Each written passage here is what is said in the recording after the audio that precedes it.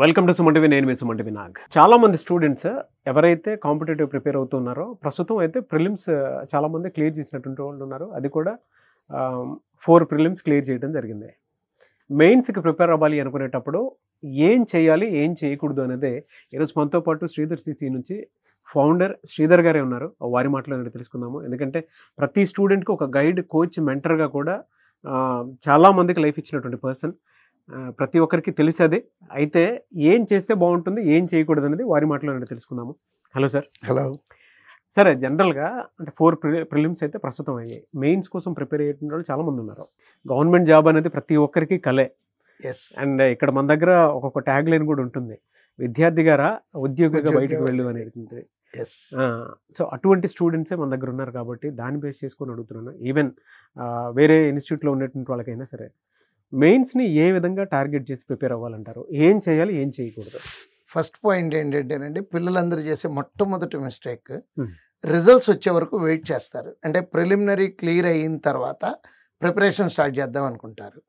But ఇంతకు ముందు రోజుల్లో అలా కుదిరేది. కానీ ఇప్పుడు ప్రస్తుతం ఉన్నటువంటి సిచ్యువేషన్లో ప్రిలిమినరీ అయిపోయి మెయిన్స్కి ఎక్కువ టైం ఉండట్లేదు. అంటే రిజల్ట్స్ వచ్చి ప్రిలిమినరీ అయిన రోజు నుంచి మెయిన్స్కి అయితే టైం ఉంటుంది, కానీ రిజల్ట్స్ వచ్చిన దగ్గర నుంచి మెయిన్స్ ఎగ్జామ్కి హార్డ్లీ 10-15 డేస్ టైం ఉంటుందండి.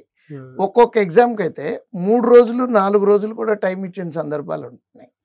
అంటే ఈ 3 డేస్ 4 డేస్లో నిజం చెప్పాలంటే నథింగ్ కెన్ బి డన్. పిల్లలందరూ చేసే తప్పు ఏంటంటే అవుతుందా లేదా, నాకు అవుతుందా లేదా.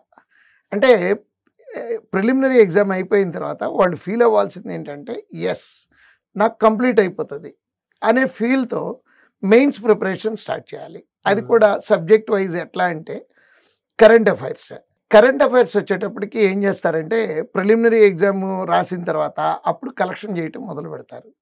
ఒక 10 సోర్సులు, 10 మంది మెంటార్లు. తప్పండి. ఒకటి believe in any single source, what ever the source that they believe. ఏదైనా అయ్యి ఉండొచ్చు, అది మీరు రాసింది అయ్యి ఉండొచ్చు, నేను రాసింది అయ్యి ఉండొచ్చు, ఎవరు రాసిందైనా సరే. మల్టిపుల్ సోర్సెస్ మూలన ఏం జరుగుతుందంటే టైం వేస్ట్ అయిపోతుంది. కనీసం సంవత్సరం కరెంట్ అఫైర్స్ చదవాలి అంటే, 4 ఆథర్స్ రాసినటువంటి కరెంట్ అఫైర్స్ చదవాలి అంటే సంవత్సరం టైం పడుతుంది. ట్రూ అండి. సంవత్సరం టైం ఇక్కడ లేదు కదా మనకి. ఒకరిని నమ్ముకున్నాం అనుకోండి, డెఫినెట్గా +or -1 or 2 మార్క్స్ అండి ఎవరి దగ్గర నుంచి అయినా వచ్చేటటువంటి. నెక్స్ట్ పాయింట్ ఏంటంటే ఆ ప్రిలిమ్స్ అయిపోయిన తర్వాత రోజు నుంచి మన ఇన్స్టిట్యూట్లో అయితే నెక్స్ట్ డే నుంచి మెయిన్స్ ఎగ్జామ్స్ పెడుతున్నాము. సీరియస్గా మెయిన్స్ ఎగ్జామ్స్ రాయటం స్టార్ట్ చేయాలి. యూజువల్గా ఏంటంటే ఈ జనరేషను షార్ట్ కట్లు ఎత్తుక్కుంటున్నారు. అంటే ఉన్న 4 సెక్షన్లు 5 సెక్షన్లు ఉంటే నాకు పలానాది బాగా వచ్చు అంటే వాళ్ళకు వాళ్ళు డిసైడ్ చేసేసుకుంటున్నారు. They are not testing themselves. అంటే ఎగ్జామ్ రాస్తే మనం ఏ సెక్షన్లో స్ట్రాంగ్గా ఉన్నాము, ఏ సెక్షన్లో వీక్గా ఉన్నాము అది క్లియర్గా అర్థమవుతుంది వాళ్ళకి. అది అర్థం చేసుకోకుండా టెస్ట్ రాస్తే 2.5 hours టైం వేస్ట్ అయిపోతుంది కదా అనుకుంటున్నారు. ఆ 2.5 hours కంటిన్యూస్గా టెస్ట్ దగ్గర కూర్చోవటం కూడా టాలెంట్ అండి. అంటే మామూలుగా అయితే ప్రిలిమినరీ ఎగ్జామ్ అయితే 1 hour ఎగ్జామ్ రాస్తారండి. ఇప్పుడు జనరేషన్లో మిస్ అవుతుంది ఏంటంటే పేషెన్సీ మిస్ అవుతుంది. ఆ 2.5 గంటలు అట్లా నిలకడగా ఎగ్జామ్ రాశారనుకోండి, హ్యాబిట్యుయేట్ అవుతారు. ఏది 2.5 గంటల పాటు కూర్చోవటం అనే దానికి హ్యాబిట్యుయేట్ అవుతారు. ఆ హ్యాబిట్యుయేట్ అవ్వకపోవటం వలన ఏం జరుగుతుందంటే ఎగ్జామ్లో కన్ఫ్యూజన్, క్లారిటీ మిస్ అయిపోతున్నారు. అది నెక్స్ట్ పాయింట్. అంటే ఎన్ని చెప్పినా మళ్ళీ నేను ఒకే పాయింట్ దగ్గరికి తిరిగి వస్తాను.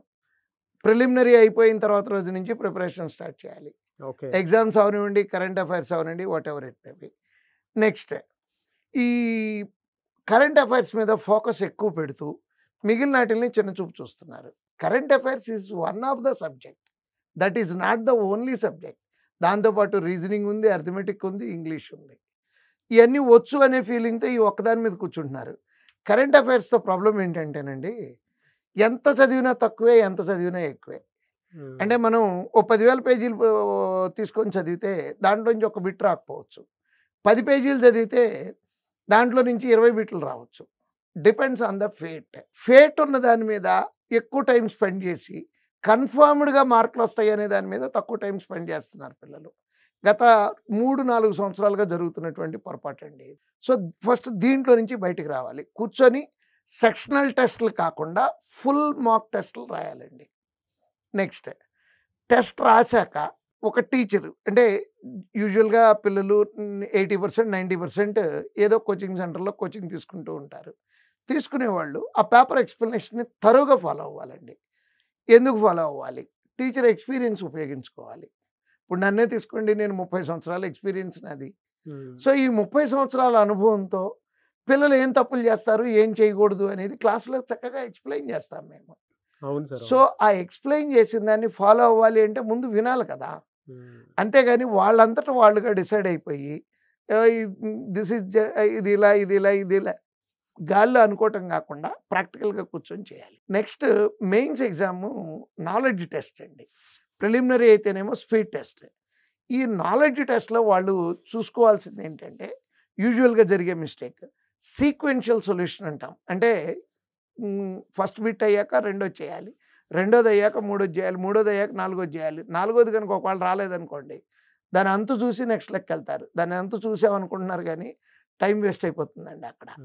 అంటే what to do what not to do, ఏం చేయాలి ఏం చేయకూడదు అనేది ప్రాక్టీస్లో మాత్రమే తెలుస్తుంది. ఆ ప్రాక్టీస్ ఎంత ఎక్కువ చేస్తే ఆ ప్రాబ్లం రెక్టిఫై అవుతుంది. అంటే ఆ మెయిన్స్ టెస్ట్లో ఉన్నటువంటి ఆ నాలెడ్జ్ టెస్ట్లో ఉన్నటువంటి టఫ్నెస్ నుంచి బయటపడాలి అంటే ఉన్న బిట్లలో కనీసం 50% బిట్స్ డెఫినెట్గా వాళ్ళకి వచ్చినవి ఉంటాయండి.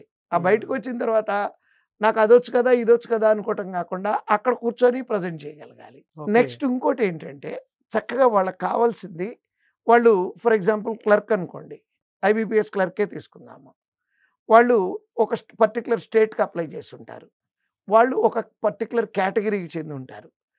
గడిచిన 5 సంవత్సరాలుగా ఆ కేటగిరీకి ఆ స్టేట్లో ఎంత కట్ ఆఫ్ ఉంది అనేది చూసుకోవాలి ప్రిపరేషన్ స్టార్ట్ చేసేటప్పుడే. Okay okay they have to know there target.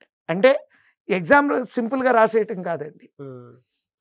నేను ఈ ఎగ్జామ్లో నాకు ఉద్యోగం రావాలి అంటే నేను ఎన్ని మార్కుల్ని టార్గెట్ చేయాలి అది తెలియాలి. అంటే గడిచిన 5 నుంచి 6 సంవత్సరాలు ట్రెండ్ తీసుకుంటే కనుక అర్థమైపోతుంది. అంటే అప్లై చేసిన స్టేట్ క్లర్క్ అయితేనండి, అప్లై చేసిన స్టేట్, అప్లై చేసిన కేటగిరీ, అంటే కేటగిరీకి ఒక కేటగిరీ ప్లస్ స్టేట్కి ఒక పర్టికులర్ కట్ ఆఫ్ ఉంటుంది. ఆ కట్ ఆఫ్ ఫస్ట్ టెస్ట్ రాసాము, ఎంత దూరంలో ఉన్నాము, ఇంకా 4 మార్కులు కావాలి మనకి. సో ఆ 4 మార్కులు ఎక్కడ తెచ్చుకోవచ్చు అనేది ఎక్స్ప్లెనేషన్కి వెళ్తే టీచర్ చెప్తారండి. సో అలా చక్కగా అంటే మనుషులుగా పుట్టింది దేనికంటే నేను నమ్మే ప్రిన్సిపల్ ఏంటంటే తప్పులు చేయడానికి పుడతాము. బట్ మనిషిగా పుట్టిన పరమార్థం ఏంటి అంటే చేసిన తప్పు మళ్ళీ చేయకూడదండి. అది తప్పు అని ఎప్పుడు తెలుస్తుంది అంటే క్లాస్లోకి వెళ్ళి కూర్చుంటే టీచర్ చెప్తాడు, ఇలా కాదు నువ్వు చేసి ఉండాల్సింది, నువ్వు ఇలా చేసి ఉండాలి అని టీచర్ చెప్తారు. ఆ చెప్పిన దాన్ని బట్టి రెక్టిఫై చేసుకోవాలి. అంటే టీచర్ అనుభవం పిల్లోడికి ఎలా ఉపయోగపడుతుందంటేనండి మీ తప్పు మీకు కూడా తెలుస్తుంది. యాజ్ ఏ స్టూడెంట్ టైం పడుతుంది మీరు చూడటానికి. మీలో ఉన్న మిస్టేక్ తెలుసుకోవటానికి అది మీకు రోజులు పట్టొచ్చు, నెలలు పట్టొచ్చు. బట్ మేము చూడంగానే ఇది కాదు ఇలా కాదు అంటే మా అనుభవం అలా ఉపయోగించుకోవాలి పిల్లలు. అంతేగాని మేము సొంతగా ప్రిపేర్ అవుతాము. ఇంకోటి కూడా చెప్తున్నానండి, ఇందాక నుంచి కోచింగ్ సెంటర్లో పిల్లల గురించి మాట్లాడుతున్నాను. ఇక్కడ అందరూ అడిగేటటువంటి పాయింట్ ఏంటంటే కోచింగ్ తీసుకుంటేనే ఉద్యోగం వస్తుందా? లేదండి, అవసరం లేదండి. కోచింగ్ లేకపోయినా కూడా ఉద్యోగం వస్తుంది. కాకపోతే డిఫరెన్స్ ఏంటంటే మీకు కోచింగ్ లేకుండా 2 సంవత్సరాల్లో ఉద్యోగం వచ్చిందనుకోండి, అదే మీరు కోచింగ్ తీసుకుంటే సంవత్సరంలో ఉద్యోగం వస్తుంది.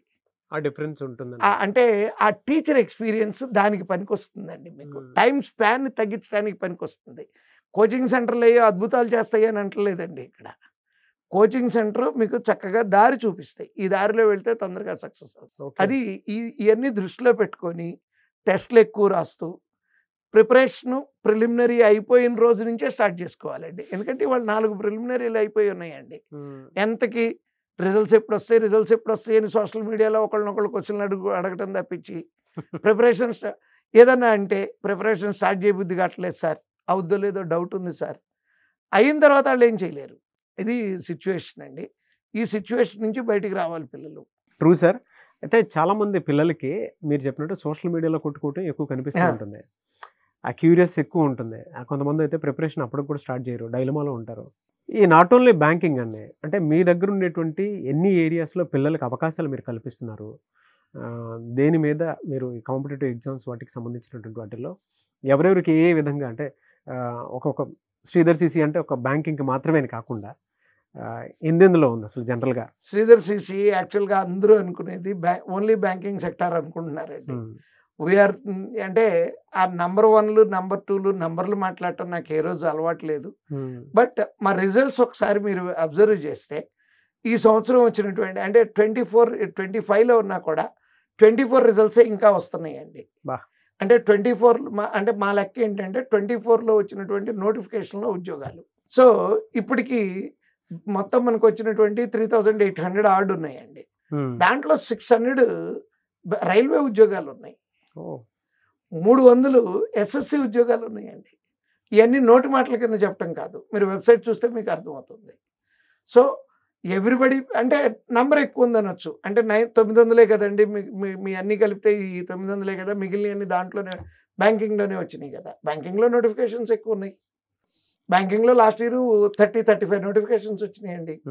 ఎస్ఎస్సిలో 4 నోటిఫికేషన్లు, ఎవ్రీ ఇయర్ 4 వస్తాయి. నెక్స్ట్ రైల్వే తీసుకుంటే 5-6 వస్తాయి. బట్ 24లో రైల్వే ఇంతవరకు ఇంకా రాలా. మేము ఇవాళ నమ్మకంగా చెప్తున్నటువంటి పాయింట్ ఏంటంటే రైల్వేల్లో ఏపీ తెలంగాణలో నంబర్ 1 రిజల్ట్ డెఫినెట్గా మా దగ్గర నుంచే వస్తుంది అని ఖచ్చితంగా చెప్తున్నామండి. నోటి మాటగా చెప్పడం కాదు, ప్రూవ్ చేసి కూడా చూపిస్తాం. ఎన్ని బ్రాంచెస్ ఉన్నాయి సార్ మొత్తం Sridhar CC? Sridhar CC almost 14-15 branches ఉన్నాయండి. Okay, across AP and Telangana. భువనేశ్వర్లో కూడా ఒరిస్సాలో కూడా స్టార్ట్ చేసాం, భువనేశ్వర్లో. ఓకే, సో ఎవరు ఎక్కడి నుంచైనా అప్రోచ్ అవ్వచ్చా మిమ్మల్ని? అప్రోచ్ అవ్వాలంటే డెఫినెట్గా మాకు ఫీడ్బ్యాక్ సిస్టమ్ అనేది ఒకటి ఉంటుందండి. ఏ బ్రాంచ్లో స్టూడెంట్ అయినా వాళ్ళకి కష్టం కలిగితే ఫీడ్బ్యాక్ అని వాళ్ళ అకౌంట్లోనే ఉంటుంది. అది కనుక పెడితే దాన్ని నేనే చదువుతాను. అవసరాన్ని బట్టి ఫోన్ చేసి కూడా పిల్లోడికి కష్టం బాగా ఎక్కువ ఉంది అంటే నా అంతటి నేను ఫోన్ చేసి కూడా మాట్లాడతాను. Great sir. ఆ ఫీడ్బ్యాక్లన్నిటికీ ఆన్సర్ కూడా నేనే పెడతానండి. ఒక్కొక్క టీచర్గా కాకుండా ఫాదర్హుడ్ నేచర్ తోటి స్టూడెంట్స్ని గైడ్ చేస్తాం. డెఫినెట్గా అండి. మేము మా పిల్లలతో నిజం చెప్తున్నాం, ఎవరు నమ్మరు, మేము మా పిల్లలతో గడిపే టైం కన్నా ఈ పిల్లలతో గడిపే టైం ఎక్కువ అండి. ట్రూ సార్, నా మార్నింగే చూశాను ఇందాక. Anyways thank you so much Sridhar sir. Thank you. చూసారు కదా ఈ వీడియోపై మీ అభిప్రాయం కామెంట్ బాక్స్లో పోస్ట్ చేయండి. ముఖ్యంగా మీరు కనుక శ్రీధర్ సిసిలో జాయిన్ అవ్వాలి అనుకునేటువంటి వాళ్ళు అక్రాస్గా కనుక మనం చూసుకుంటే నేషనల్ వైడ్ అయినా సరే 14 ఏరియాస్లో ఉంది అండ్ భువనేశ్వర్లో కూడా స్టార్ట్ అయింది. ఎవరైనా సరే జాయిన్ అవ్వాలి అనుకునేటువంటి వాళ్ళు స్క్రీన్ మీద మీకు కాంటాక్ట్ నెంబర్ కనిపిస్తుంది. వాళ్ళ ప్రతి స్టూడెంట్ తెలుసుకోవాల్సినటువంటి విషయం, మీరు విద్యార్థులుగా కనుక వస్తే ఉద్యోగులుగా బయటికి వెళ్తారు. ఈ మాట నేను చెప్పటం కాదు, అక్రాస్ నేషనల్ వైడ్ చూసుకున్నా ఏ పబ్లిక్ సెక్టర్ బ్యాంక్స్లో చూసుకున్నా మీకు వాళ్ళే కనిపిస్తారు. లేదు పబ్లిక్ నాట్ ఓన్లీ బ్యాంక్స్, రైల్వేస్లో చూసినా మీకు కనిపిస్తారు శ్రీధర్ సిసి స్టూడెంట్స్.